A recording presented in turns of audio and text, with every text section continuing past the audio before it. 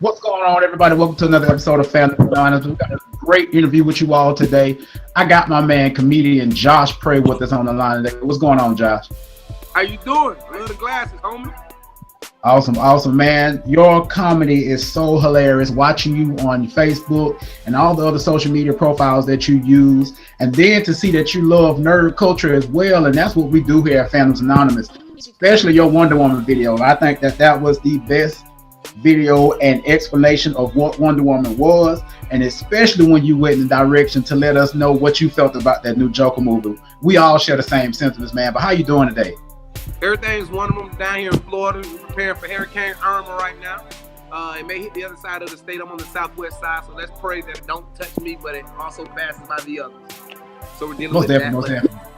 And I know what you're feeling about the hurricanes. I'm from Mobile, Alabama, right? All the type of hurricanes. So I know my family down there, they're getting prepared to get on out of there.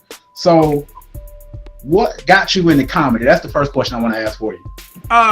Comedy is subjective. I was in the educational system for a couple years. I did that. I felt that it didn't fit me. I've been funny most of my life. I've always been goofy, clowning around, doing things like that, jonesing with my friends. But in 2013, I quit the educational system. I felt that it just wasn't fulfilling for me. So I told myself, you know what? I'm gonna give myself a month off, decide what I want to do. And I decided to have a stand-up comedy show. Like I did it on a whim. I created a flyer, sold tickets, wrote like 4 or 5 terrible jokes down. And I had a comedy show. And that got me into comedy. The sketch thing, the internet thing came much later when I realized that you had to have a social media presence to get with these. And with a lot of stuff you do today, you have to have a social media presence in order for people to know who you are. You can go to bars, you can go to stages, you can go to clubs and be as funny or as entertaining, but if people don't know you and can follow you in what you're doing, then you kind of on the lower end right there. So you got to expand. So another question I have for you is, once you saw that it was becoming prosperous for you, did you feel like you had made the right decision?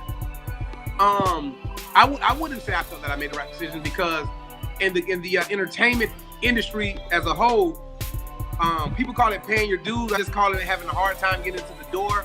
When I first started, I went an entire year making, I believe, $75, like total over the course of 2014. The financial part, it doesn't make you feel as good as you think it will make you feel, because 2015, I had a very slow year. 2016, I had a terrific year when it comes to finances. This year, I've had a spectacular year. But if what you're doing isn't self-fulfilling, no matter what you get, the material, the money, the recognition, is not going to feel as good.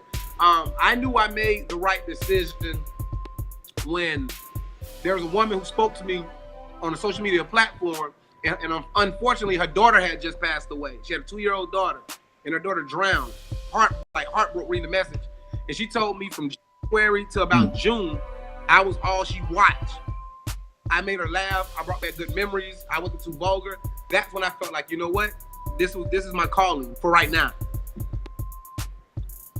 And that's what a lot of people, we come in different periods of our lives where we're doing stuff right then at that moment, but we always do find something that will advance us to the next level. So outside of everything that you're doing right now, what's that one thing or that one role or that one position you would want to really see yourself in?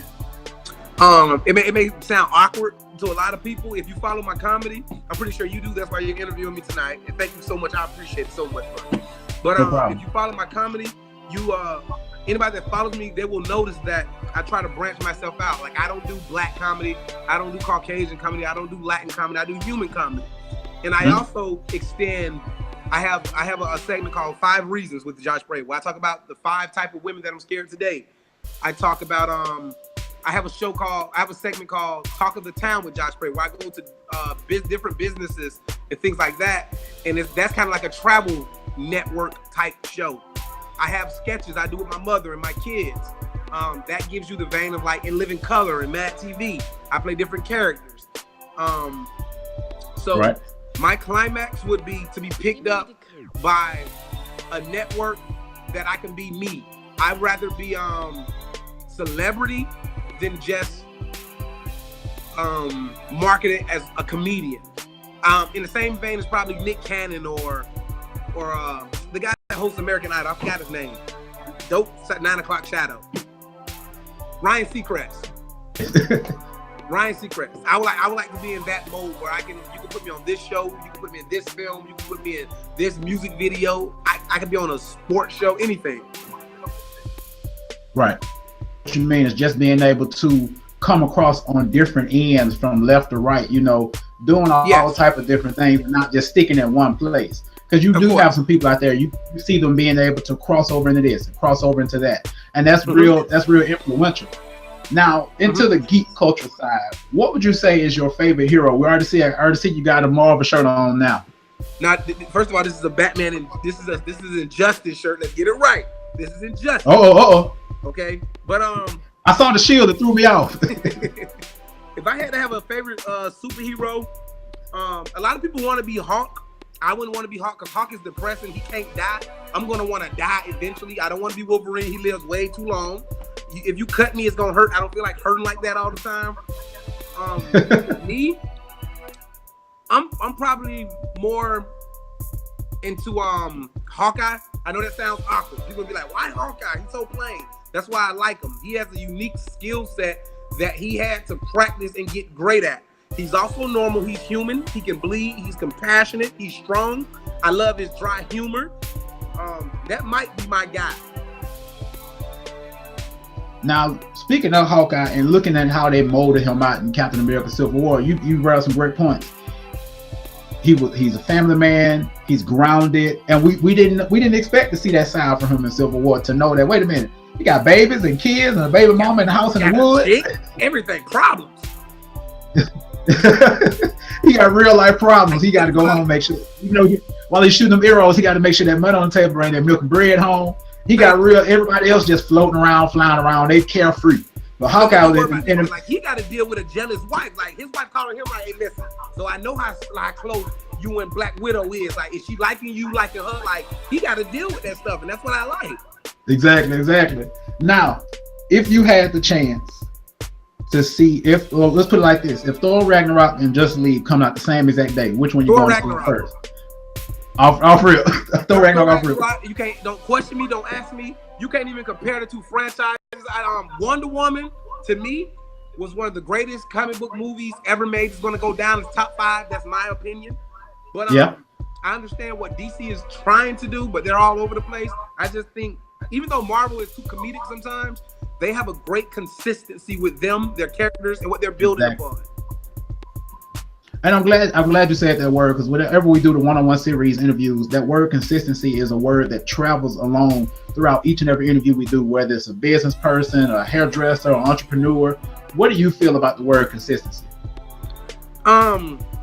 Consistency, like you have to be consistent in anything you do, but the most important, and this is a Josh Bray thing, you got to be consistent in the way you feel, and you got to be comfortable with feeling the way you feel. A lot of people, they'll go into a situation extremely happy about something, and things may not go the way they think they're going to go. I put sketches online and things online where they just bombed, and I just knew they were going to do great. But I was consistent in saying, you know what? I'm great. Eventually, greatness will follow me. So consistency is all you have. If you have a faith, I'm a faith-having man. I believe in God, the Son, and the Holy Spirit. But if you don't follow a faith, be consistent in whatever positive energy that you follow. Like, just make sure that whatever you consider is great. Like, don't shortcut, because you mess up your finish time by doing that. Stay the path. Most definitely, man. We really appreciate you for dropping in and joining us on the Families Anonymous YouTube channel for the one-on-one series. Where can everybody find you at, man? This is Josh Bray, Mr. Josh Bray coming himself. You can follow me on Snapchat, Instagram, and Facebook at Josh Bray. Everything spelled correctly because I know how to spell and stuff. Please subscribe to my YouTube. I'm around 22,000 subscribers right now. I'm trying to push 30.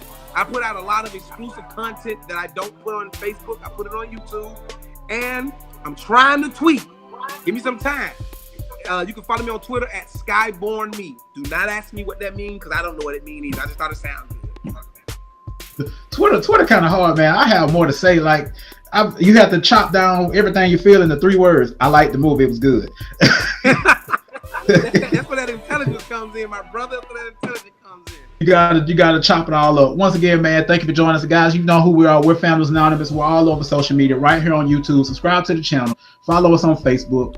Follow us on Instagram at fandoms_anonymous17. And if you have any questions, comments, concerns, and or ideas, please email me at fandomsanonymous17@gmail.com. Josh, thank you for joining us, man. But guys, as I always say, if there is anything else, thanks for watching and have a good one.